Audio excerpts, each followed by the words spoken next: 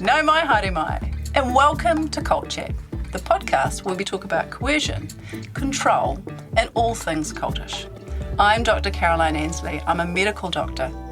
As a child, I lived at the Centrepoint community, a notorious cult in New Zealand, and now I run a website that advocates for the former children of the community. I'm Liz Gregory, and I run the Glory of Our Leavers Support Trust, and I'm privileged to walk alongside people after leaving this group as they embark on their new lives. And I'm Lindy Jacob. I'm a former member of the Exclusive Brethren, and I'm part of the Olive Leaf Network, a new initiative in Aotearoa to support leavers of high-demand religious groups. Come with us as we unpack the cult playbook. We'll be talking to experts and leavers of coercively controlling groups, and we will call for Kiwis to cult-proof their lives. Come with us as we traverse the cultiverse.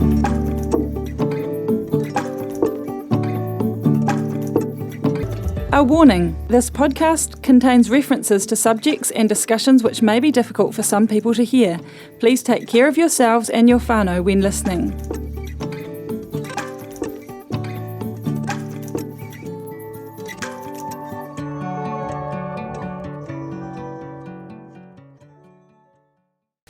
Welcome back to Cult Chat.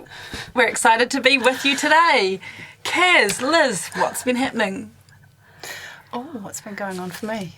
Chickens have been laying. New chickens, the black and white cute looking ones. Not that I'm not sure if I've even introduced myself to them. They've been out running around for a month or two or three, and I'm not sure if I've even gone down to say, my name is Liz. What's yours? You haven't introduced yourself to those dead Who's chickens. looking after them? Oh, Graham has taken on the job of looking after the children. Oh, he's the chicken keeper, He's the okay. chicken keeper. Well, on the subject of chickens, sorry, Kaz. Oh, I'm so sick of the chicken. We have an arukana. I'm not sure if I'm pronouncing it right, but they lay blue eggs, and she started laying just one of them, and the kids love going and collecting her eggs because it's like a special kind of little Easter egg because it's really cute and it's like this pale pink colour. Blue. I mean, small. Sorry, Pale blue. Pale blue colour. Is it like Yeah. really, are they small? No, they're not small. They're ordinary size. See, what's not good about the new ones is that they're just a little bit small, and I had to make meringues, like 100 meringues. We've got a youth camp coming up. And do you know how many eggs you need for 100 meringues? Yeah, 200? well, about, no, not that many. No, 8 eggs gives you about 16, meringues, so it's not bad. But except when you get small ones, you've got to crack more of them in. Oh, sounds. Did you get like RSI? in your wrist? Kaz, well done on trying to care about the chickens. What's happening in your world? Oh, we're getting a kitten. Oh, come on, more animals. It might eat my chicken. There's a possibility. You do It not has a wee need- way to go. You do I not can't imagine it need getting to 3 Timaru. cats. Is that your third No, cat? don't need 3 cats. However, I've got a good friend who breeds cats, and she said that you need to have more than 4 cats to be a crazy cat lady. Oh. and that's per person. Per person in So your there's 4 household? people in my household, so that means we can have 16 cats, and we're all good. Thinking of my friends who have like gosh. 14 children, 15 children. Yeah, This could be damaging. Yeah, well, there is the balance with like native birds, and just to put it out there, team, I do care about our native birds. I bring our cats in and at night and when they're more likely to kill things. And usually my cat just kills rats and brings them into the living room or leaves them at the foot of the bed dismembered so I can stand on them in the morning. See, that hurts because I was a rat lady. We I had do like rats. rats. We bred Rats are rats. cool. We Pet had rats. when I was a school teacher, I used to have them in the classroom and the kids they'd take them home for the weekend. Loved our rats. Pet rats make great Okay, pets. I think They so. do. We are not on the same page with animals, ladies. Okay. I'm allergic to cats, so no cats. Yeah, okay. Lucky we've got some things in common. Yeah, like Other you've got things- some other things in other common. things gone. It's good. Anyway, back to Cult Chat. What's been happening in your kind of corner of the cultiverse? Are you reading anything at the moment? I've bought a book I want to Okay. share today that I've been reading. It's amazing. It's a memoir called Unfollow, and it is written by a woman who grew up in, speaking of kids who grew up in cults, she grew up in the Westboro Baptist Church in the States, probably the state's most infamous churchy group. They did a whole lot of picketing at like soldiers' funerals and all sorts of other key events with like really vitriolic, horrible signs. But yeah, really high control group, and she eventually left them. And this is a phenomenal memoir. It's really moving. Even though it's like about an extreme group, you might think, what relevance has this got to me? Yeah, the way she kind of talks about religious extremism and you know, what can ordinary everyday people do to break down barriers and reach into the lives of people in high control groups is really fascinating. It's called A Journey from Hatred to Love. I've actually read it. I agree. Hatred to Hope. Oh, Hatred to Hope, yeah. And it could say love too, because she's had to move in her thinking. Yeah. Megan Phelps Roper. Yeah, Megan Phelps Roper. Yeah, Brilliant. so that one could go on your Christmas wish list. Oh, Sure. better get in, get all the copies of this. I'm pretty sure I held it up during Hopeful and Victories Maybe. interview more than once. Mission of Malice. Didn't I tell you about that one? Oh, maybe no. I already was aware of Quasar Ubuntu and Erica Bourneman. And so this is literally the most similar group to Gloria Vale that you could come across. So even though I've just finished it, it's still on my bedside table, because there are elements of it that I keep going through, and you've got to get your pencil and make these marks and make books your own. So what's Quasar Ubuntu? Quasar Ubuntu, it's like a Christian mission station in South Africa. It's very similar to Gloria Vale. I mean, doctrinally. It's not just in South Africa. Sorry, it's international as well. That's where it was based, but it involves everything from exploitation, sexual abuse, living on compound together. So you've got all the similar issues in school. Extreme physical abuse of the children.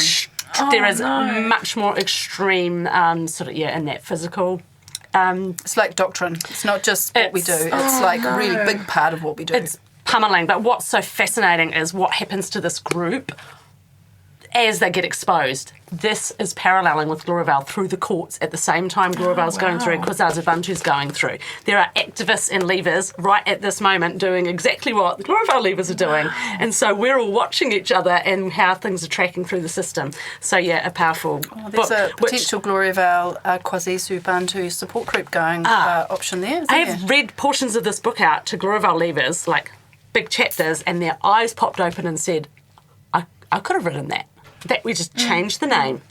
That was my experience. Wow. Fascinating how these groups can have such similar dynamics in different countries, different languages. So the name of that book, Mission of Malice. My Exodus from Quasar Ubuntu by Erica Bourneman.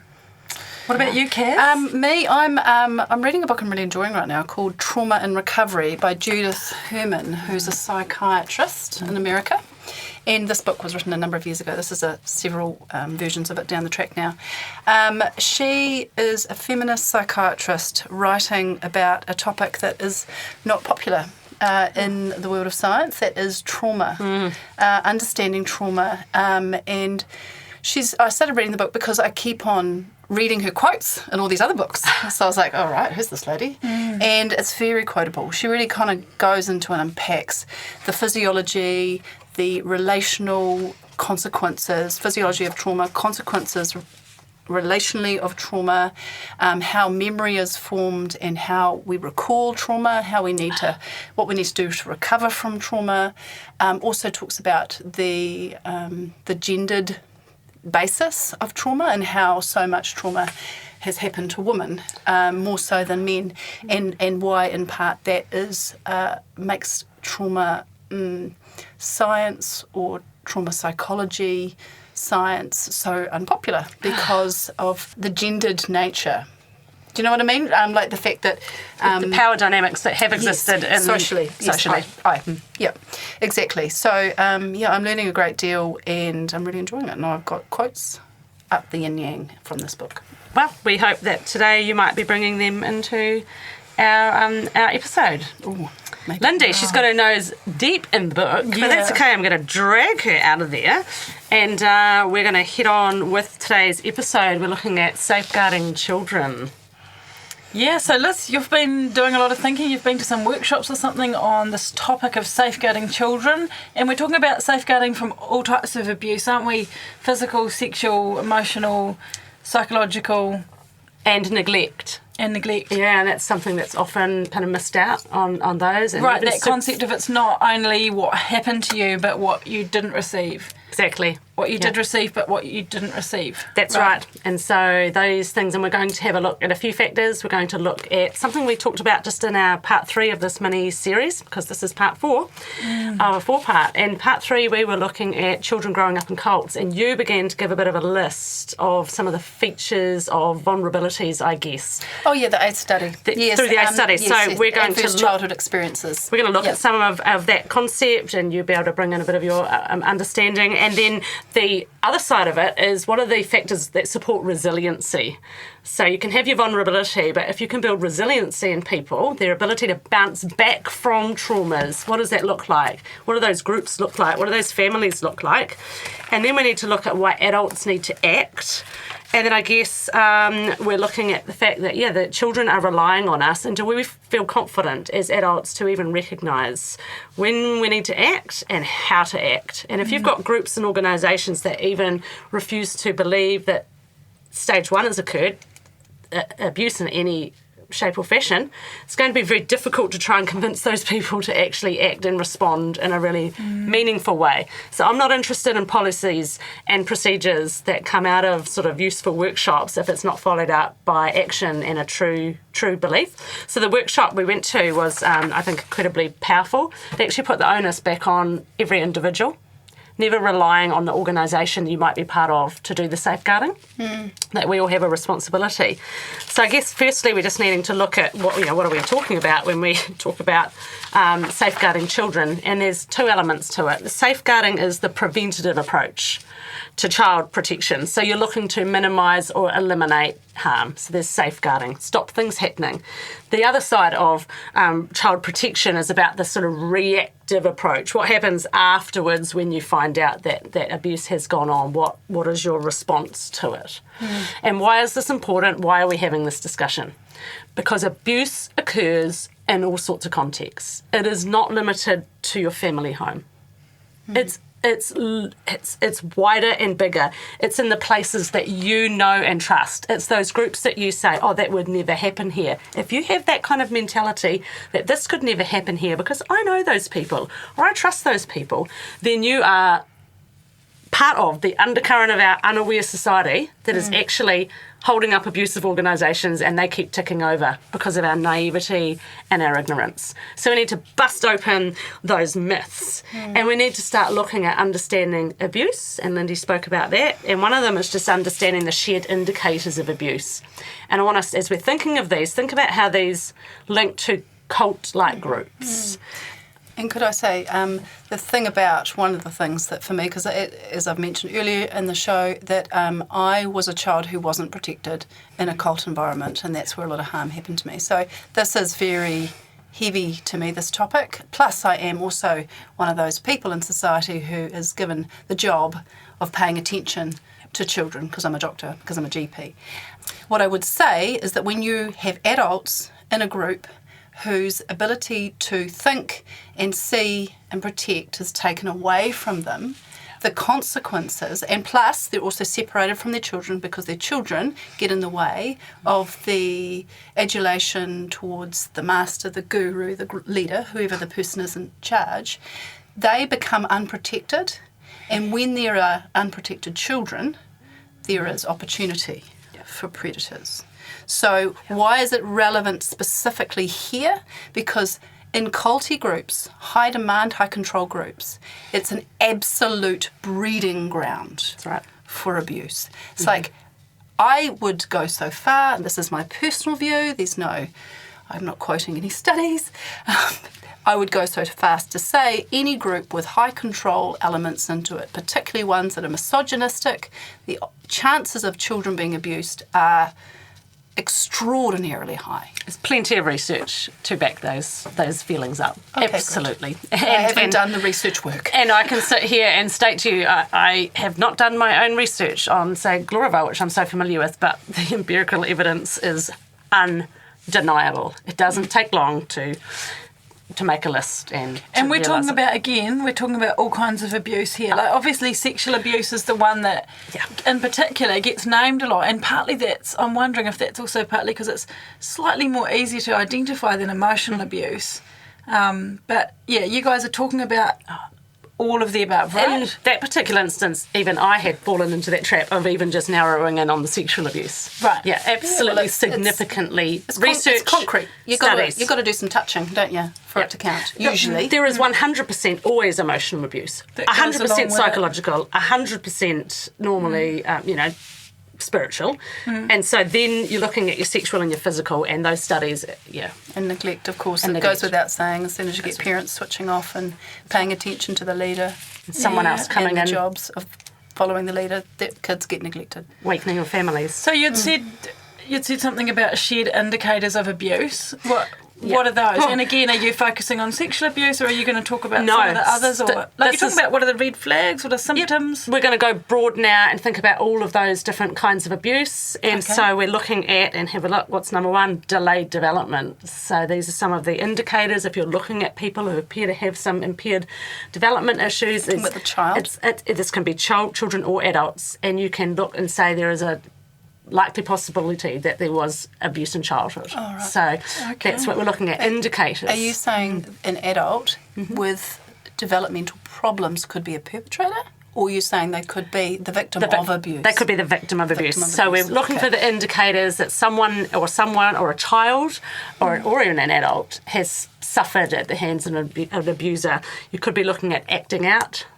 So children who Behaviour. act out behaviour in various ways. Injuries are an obvious issue. Cruelty to children and cruelty to animals. You mean when the child is being When cruel the child to other children? or where there's cruelty to animals, you're looking at an empathy issues here. That's often an indicator that there may have been some abuse and neglect of that child when they were younger. Obviously, attention seeking, that's the acting out sort of style. But what about the opposite of that, the withdrawing? People who the withdrawal is a huge so these are red flags. I think that's fair enough to say. Yeah, when I was a kid, I withdrew. Yeah. You try to make yourself invisible. And that's something I've heard from a number of Centrepoint children, that they say the same thing that I used to say, that we'd go and hide in the bush. Yep. You want to make yourself as invisible as possible. Other women have talked to me, I haven't heard any men say this, talk to me about the whole idea of making themselves as unattractive as possible. So they wouldn't be predated on. Yes, yeah, or surrounding themselves with obstacles to make themselves harder to find and get to. Yeah. Because if they did make themselves look attractive and abuse came their way, whose fault was it? Theirs.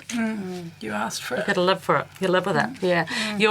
The substance abuse, that's probably going to be something that there's a familiar vibe there. And so you're looking at what's driving people into dependency and substance abuse, even as a teen or an adult. Are there things that went on in a childhood that are... Well, in the case of Centrepoint, they were introduced to drugs from a very young age. As young as 12, they've been given ecstasy and introduced to marijuana. Not alcohol so much, though that may have come in later on.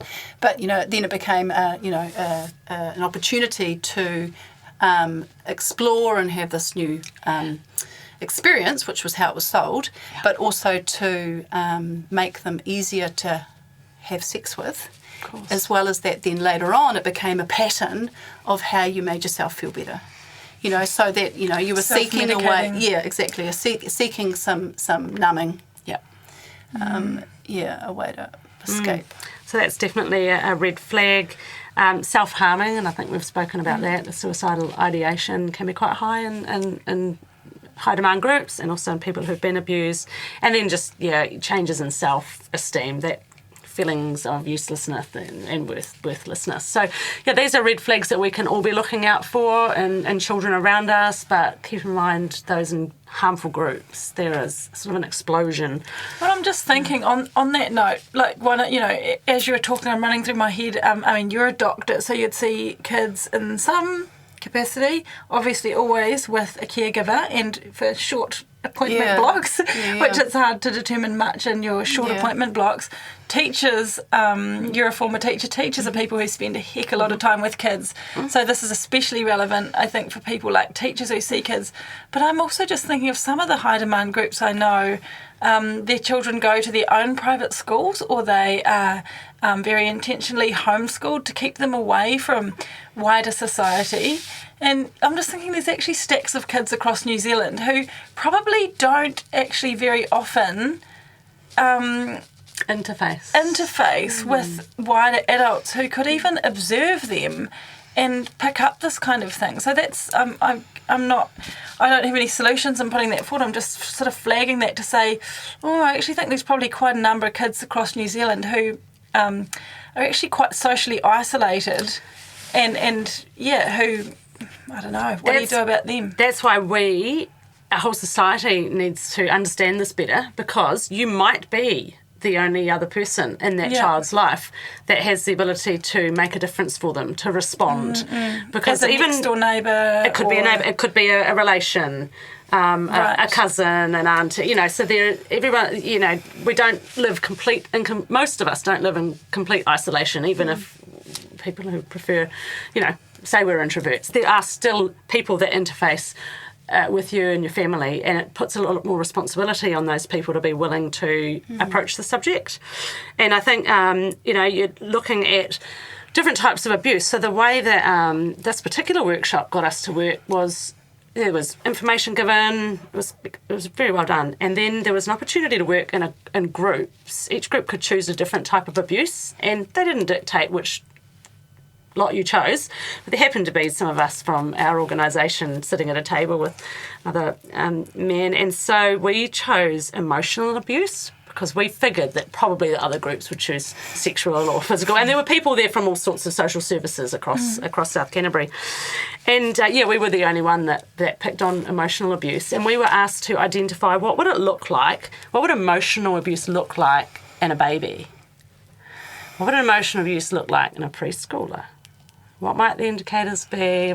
Look, for someone who's a child. You've reminded me of something actually that I haven't thought about for a while, but it feels like it's relevant. Years ago, like over a decade ago, I did babysitting.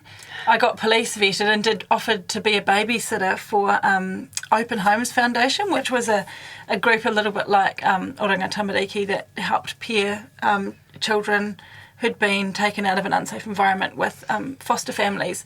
And I got police vetted to do babysitting for these families, and I met this beautiful little child who babysat for him regularly, but I remember his foster parents telling me that when this preschooler had come to them, he never ever cried because he had learned that nobody would respond to him even if he did cry. And so even if he was hungry or in distress, he had learned, and he was very young, and he just didn't cry. He learnt that he could not. So communicating distress was going to get him hit or hurt or neglected, and so he learned it wasn't safe to cry. That's it. Which was very distressing. He had physical needs that weren't being met, and he responded with become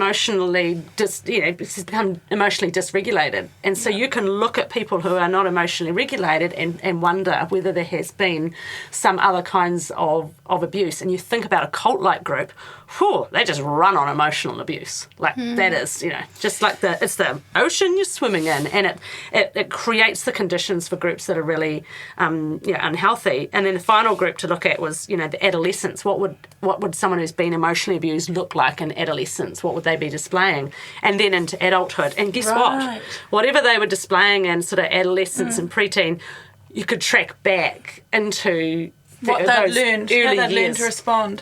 Absolutely. Oh, that was quite interesting, getting you to identify at different stages of development. And didn't Hopeful and Victory just sum that up? Didn't they say, let's take lying. Didn't they say they had learned way early on how to respond and lie and how to navigate the social environment that they were part of to survive. 3, 4, 5, 6. Oh, yeah, we had that down pat by then. So, the things that start young, the things that happen to you. I just found that was so how important those first few years are. The thing that I'm asking right now is I'm thinking as a GP, I'm thinking a kid in front of me and a family in a situation where they might be getting abused, and maybe the person who's come in with them is the abuser, maybe they're a safe person, who knows. And the things that you've listed are things that we might see in some environments more than in others, in the family home or maybe in the school or whatever. But I'm thinking that child probably has some safe environments. If the home's not safe, maybe the school's safe. If, whatever. If Nana's house isn't safe, maybe home's safe. Something, you see what I mean? And I'm just thinking, well, what does it look like when all of the behaviour from the child, from a very young age, all of it's aberrant, all of it's red flags?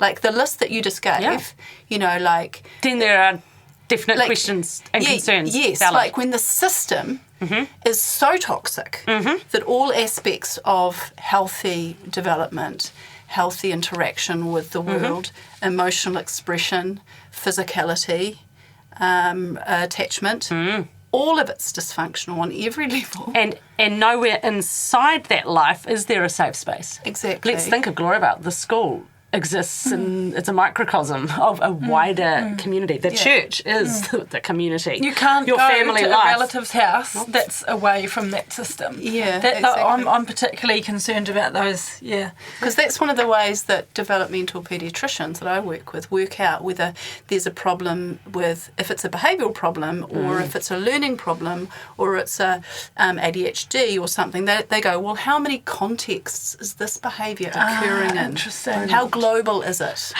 If it's just happening with mum, but actually teacher and dad and grandma, they don't get that behaviour. Maybe it's a parenting issue. Mum doesn't actually just know how to manage this particular kid. She's too soft, she doesn't put any rules in place. Yeah. You know, if it's happening in two environments, it's a bit different. If it's happening in all environments, if this kid can't speak properly anywhere, or they can't, communicate properly anywhere, if they can't walk properly anywhere, maybe...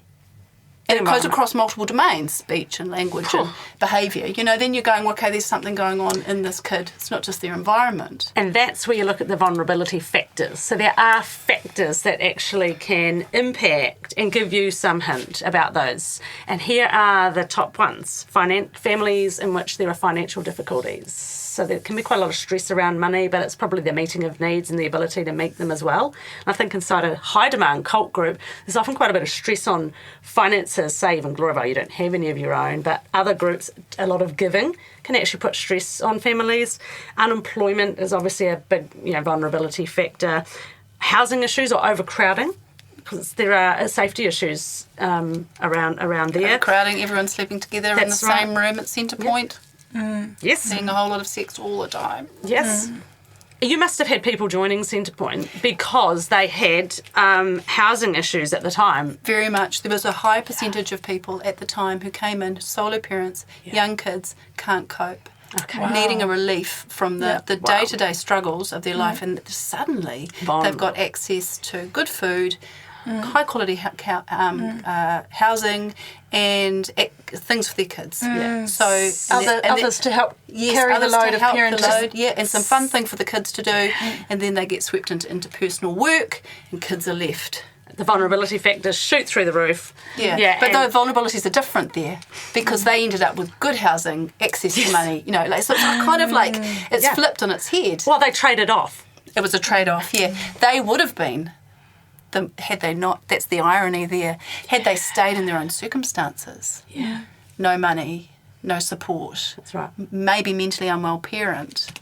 So that's it's an interesting one, but maybe sometimes they moved to a place like Centrepoint to get a reprieve, thinking it was a safe place. Yeah, they didn't realise, and they were drawn into this community. And so that's where But then they found that it was a trap. Yeah, well, they would have never known that, or I imagine wouldn't have known that this was the underbelly. Like most of these groups or organisations, right? The underbelly's hidden. You don't. Yes, exactly. Although at Centrepoint it wasn't so hidden, was it? It wasn't hidden like in Gloria Vale. Yeah, people were going there for sexual. Yes, exactly. Freedom. Yeah. But not for sexual abuse. No, like it was marketed. They reframed it. Yeah, exactly. It was heavily reframed. Yes, exactly. One of the things you talked on was mental illness, and and special needs. So looking at families who have children or any parents that have special needs, so there's some vulnerability there, and substance abuse issues. So you've got these sort of factors, and just add in other things like isolation from family and whānau, and you really are sitting pretty for family violence, which is not just hitting physical. Now the word family violence is expanded in its definition. It's family abuse, and it covers the emotional.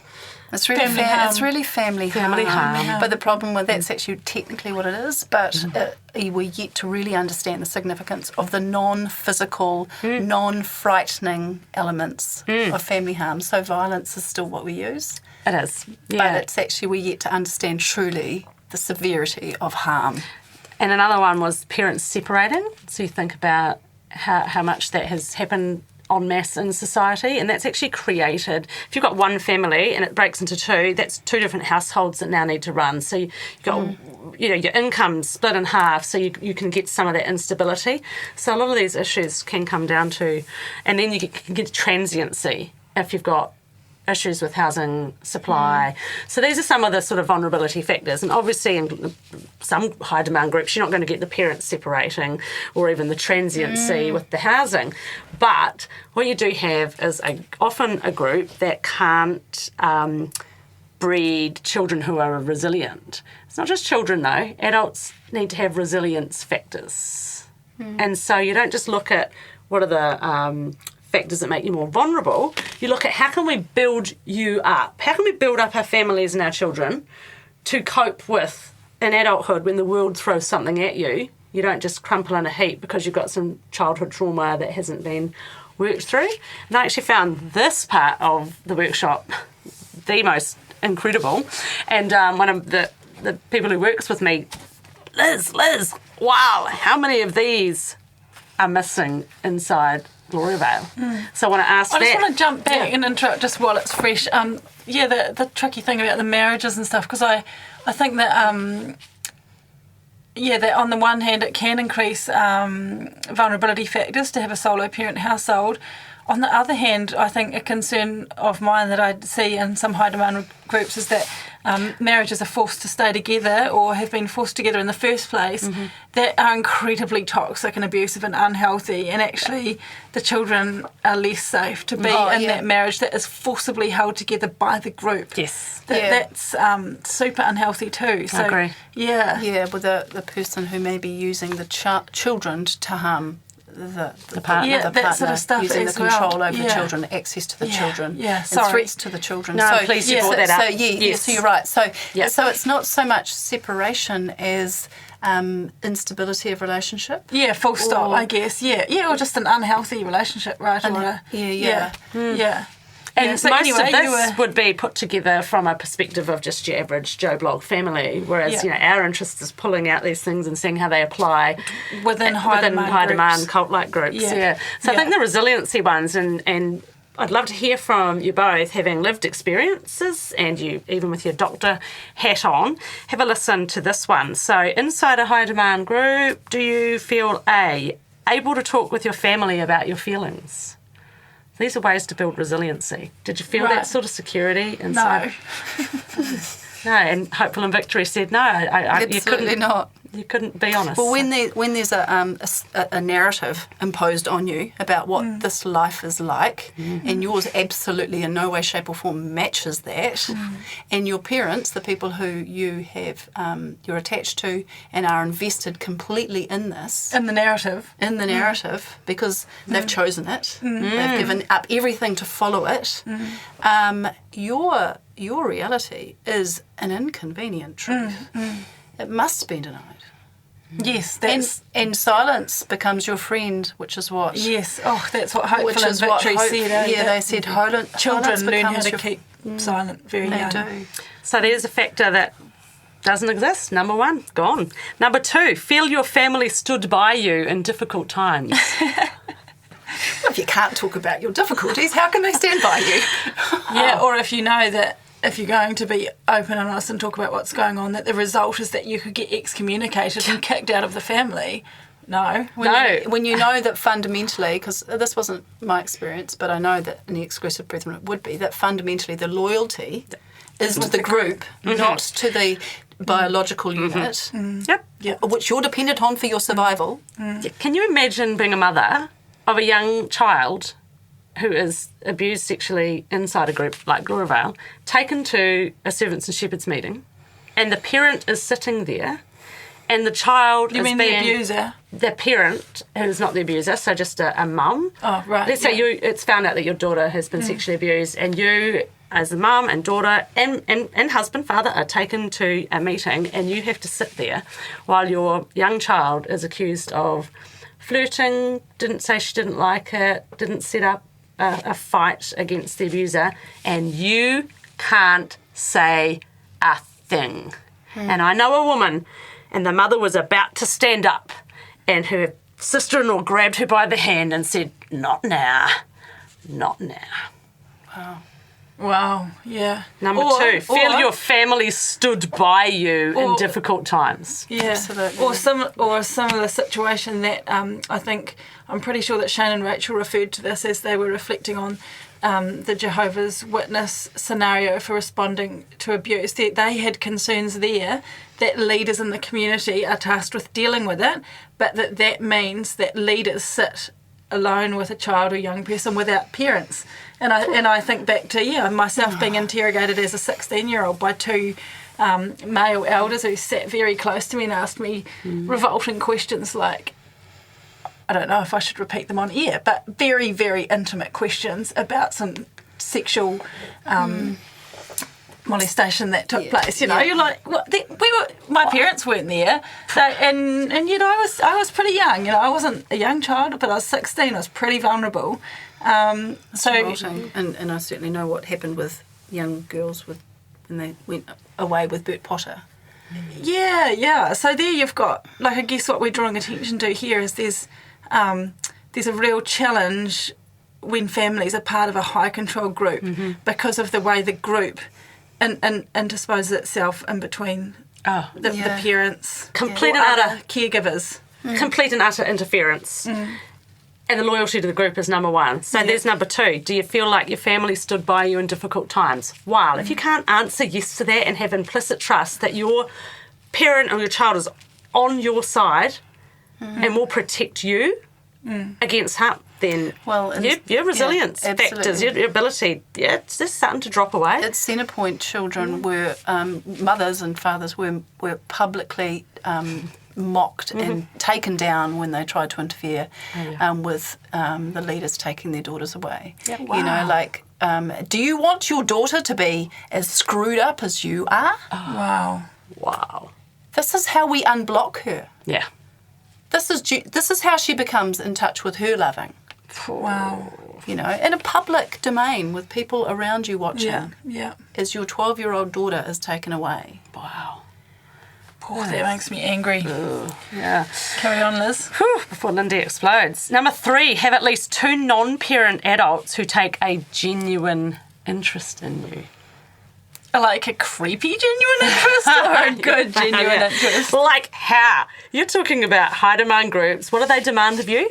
Your time, your energy. They've got 10 kids. You're asking another adult to take a genuine interest. Perhaps there is a grandmother. So you're saying it's a resilience factor to have. So obviously a key term there is that it's a trustworthy adult who's taking a genuine interest. And they're going, they're assuming there. A genuine interest doesn't just mean I look at you and go, yeah, you're my grandchild and I'm interested. No, a genuine interest, that they're taking you out. There's trips, there's connection, there's safety, there's conversation, there's opportunity. Where does that happen inside a high? Well, not all groups are closed off like Clarabelle. No, so I was going to ask how. There may have been more. No, but you are closed. You can't have anyone who's not inside. I'm thinking Centrepoint, there were opportunities for people to have relationships. Like a school teacher, for example. Yes. In my case, my school teacher, Mrs. Carter. Shout out to teachers. I have just heard so many accounts of teachers being the only one who a certain child somewhere, she was the only one in a high demand group who they felt safe with, and the amount of people who've then reached out to their teachers, even in later years, if they're still trapped in a group, who have gone back and thought, this is the only person I feel safe with, and they've tracked them down and contacted them, and those teachers have helped them. Amazing. Shout out to teachers. I would love. Honestly, last week I went Googling to try to find her because I was like, the number of times I've thought of her and I've thought of how safe I felt with her, and it was prompted by actually one of our earlier episodes when I talked about my story. A friend of mine who's a teacher came up to me, and she as a teacher, she came to me with her kind of horror. I'm a teacher, and what do I do? Basically, what do I do? What a lovely reaction.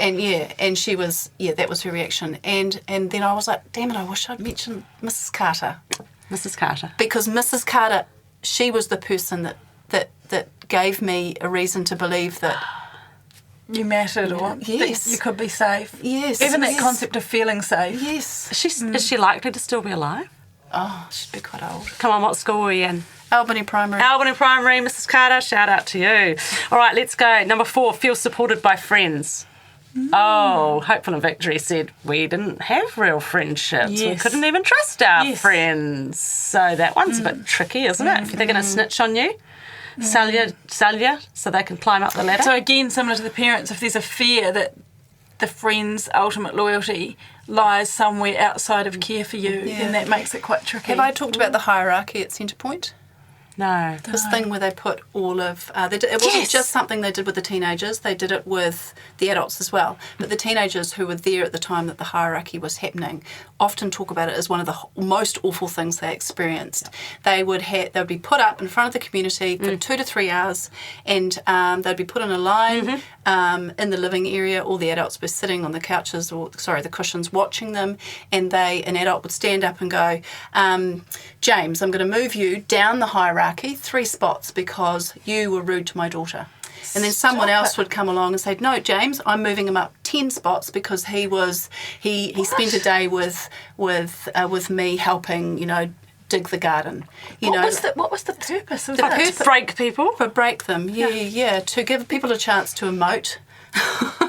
Hopeful and Victory talked about the social hierarchy and learning at a young age how to climb it because it would affect your life. You would get pushed up the list if you were sexually available, if you were, if you went off and slept with people frequently, if you were promiscuous. Just complete and utter grooming, isn't it? Yes. Oh. If you did what you were told, if you were a people pleaser. Yeah. And if you were a good little robot. If you're a good little robot. You'll do whatever it takes to move up.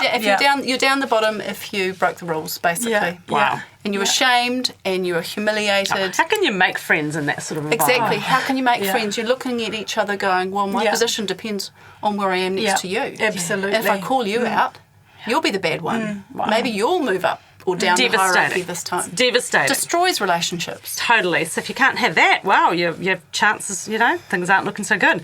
Number 5, feel a sense of belonging at school. And how many of these high demand, really dangerous high demand groups actually have schools within them to help with the isolation? They're no different. Exclusive Brethren schools, so interesting because they had the worldlies teach at them. And so there is that school teacher who's outside of, but you're still just swimming with children who are thinking and feeling. And there's strict boundaries around that. They're not allowed to talk with the children about their life in the Brethren or beliefs like separation. So they wouldn't even have a sense of belonging at school because they're there with the same children that you then see at church every single night. Yeah, so that everything you've just described is completely there in the schools as well. Yeah. And ex-Brethren talk about that a lot, about there was nowhere you could go. Same at Gloriavale. Yeah. There's nowhere where you can go where you're not in that environment. You can't even go off to Scouts group, or you can't even be part of a choir or something that is outside of the group. There is no life outside of the group. Wow. So number 7, feel safe and protected by an adult in their home. Okay, well, what are we talking about? Same issues. These same adults are part of this group that demands so much of you. So, the next one is positive individual attitudes. Well, how do you get one if you've been squashed since your first conscience? Everything about you is completely... Or they use scripture to say that it was bad for you to have a good thought about yourself or have any esteem. Right. You can't develop esteem. How did you feel, Lindy? Did you have a sense of positive attitude about yourself and others? Yeah, I don't really know how to answer that, but I don't think if your individual autonomy and sense of self and choice and desires and wants and needs, if none of that's being encouraged, then it's a sense of that sort of worthlessness. It's time for Judith Herman. Yeah. Okay, from the book I mentioned earlier, studies of diverse populations have reached similar conclusions. Stress-resistant individuals appear to be those with high sociability, a thoughtful and active coping style, and a strong perception of their ability to control their destiny. For example, when a large group of children were followed from birth until adulthood, roughly 1 child in 10 showed an unusual capacity to withstand any adverse early environment. These children were characterised by an alert, active temperament, unusual sociability and skill in communicating with others, and a strong sense of being able to affect their own destiny, which psychologists called internal locus of control. Like what we have talked about, these kids in these groups don't have any of these things. They might be sociable, but I'm sure they're slapped down if they ever try to be sociable. They might have skills in communicating with others, but it's pretty tough where there's dishonesty and you can't quite... And certainly they are just... Any internal locus of control is the opposite of what a group wants. That's they interesting want that to destroy that. their internal. It's all external. And they admit it. Like those groups aren't even ashamed to say that is what they're trying to do. We're trying to deny self. We're trying to. And then they frame it differently. We're trying to be more Christ-like.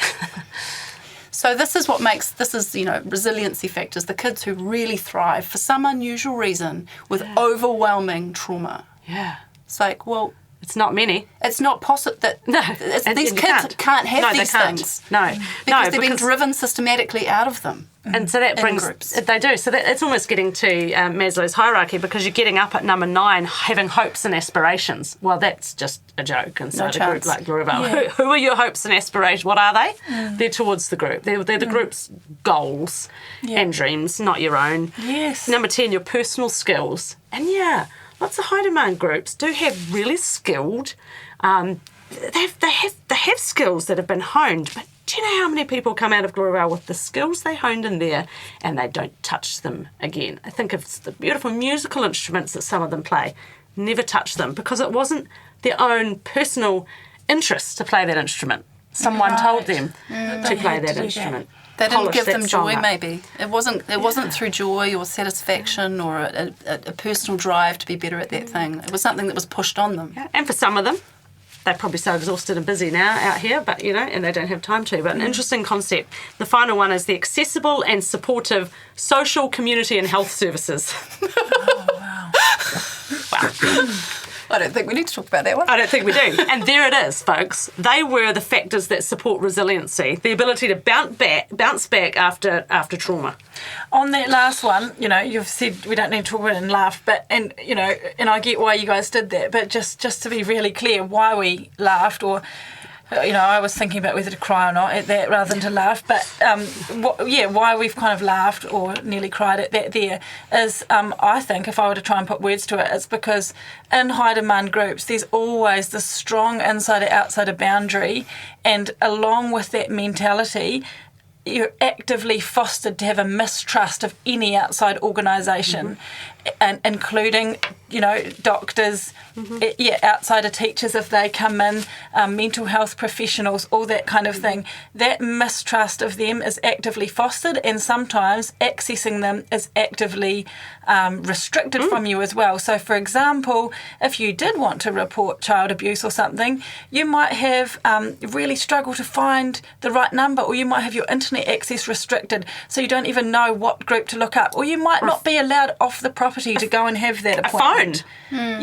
Yeah. So that's why that last line is a joke. And as well, just to make this really clear, this lovely workshop that you went to, which, they'd done their best and they did a really good job, but obviously with what they put together, they had not thought about the specific context that we are coming at this information from, of thinking about high demand groups. So they've just put down generic things for Joe and Jane blogs and the who general... are free. People who are free. People in the general public who aren't dealing with this additional layer of being in a high demand group. So we're sitting at it with that view, going, how does this lovely stuff, how does this fit with a high demand group? And it's like, what kind of information package can we put together for people who are interfacing with high demand groups? I think one of the most dangerous parts of it all is when you look at community and health services is how their religious beliefs and doctrine tells everybody that it's your lack of faith that makes you even want to go after the health service. So, that fed into some of that laugh too. Just not safe to be able to do so. Yeah. So I guess you're looking at it, you can understand what some abuse looks like, some factors, resiliency factors, and then you say, how do you act? Let's say you've got some suspicions, and this is the difficulty inside these groups, because you need to respond. Adults have to respond. We have a responsibility to respond. Actually, the books and all the research say by not acting, we're acting. Someone said doing nothing is the worst form of entrenched systemic neglect. There can be this it's not my problem. Inside high demand groups, blinkers on, I'm not going to look to the left or the right and get involved in that. That's not my business. I'm asking for trouble. And so what happens when you come out into here, you might keep with those entrenched thinking patterns. This is not my business. But what if you're the only other adult in another child's life and you're seeing it? So we have to be aware of a few things, of our own biases, that we don't think you're guilty of or able to abuse anybody. Because we do have these biases. I know I've lived with this person, or they were on my hostel floor. Or they're a really lovely colleague. Or our church just doesn't have any of these problems. You've got to be aware of your biases. Then you've got to be aware of the barriers that are stopping you responding when you have concern. And I guess they were saying you need to talk to others. You have to put the jigsaw puzzle pieces together. And organisations are allowed to talk with other organisations if there is fear of children who are harmed. There are sections under the Child Welfare Acts that sharing have made information. Sharing of information, made provisions for that, Section 66. And it's about the jigsaw puzzle pieces and people putting those together. But they say that knowing is not enough. And willing is not enough. You have to do. Procedures and policies are not enough. And so, there are ways to respond. You can go to other social service groups that interface with that family. You don't have to, first response doesn't have to be ringing up Oranga Tamariki, making, putting a puzzle piece in or a report of concern, but we probably need to think about doing that. And one thing that a lot of people don't realise is calling, if you did feel like that was the only option to call OT, Oranga Tamariki, is that Oranga Tamariki don't just take kids off people. No, they don't. That's the public perception. That's what social workers come in and they take your kids away. No. But we need to start seeing child welfare services as a way to help people parent better and provide a safer home for their children and to support parents. And I've certainly heard from parents who've had help from Oranga Tamariki to get through a difficult patch. Yes.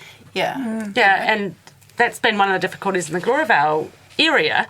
OT have a heart to do that and a desire to do that, but when you're talking about interfacing with a high demand group, it's not just Oranga Tamariki's desire or the parents' desire that actually matters. It's what the whole leadership might feel about what that means for their community. And I wanted to bring that up too for any listeners who find themselves perhaps in a place of interfacing with these groups.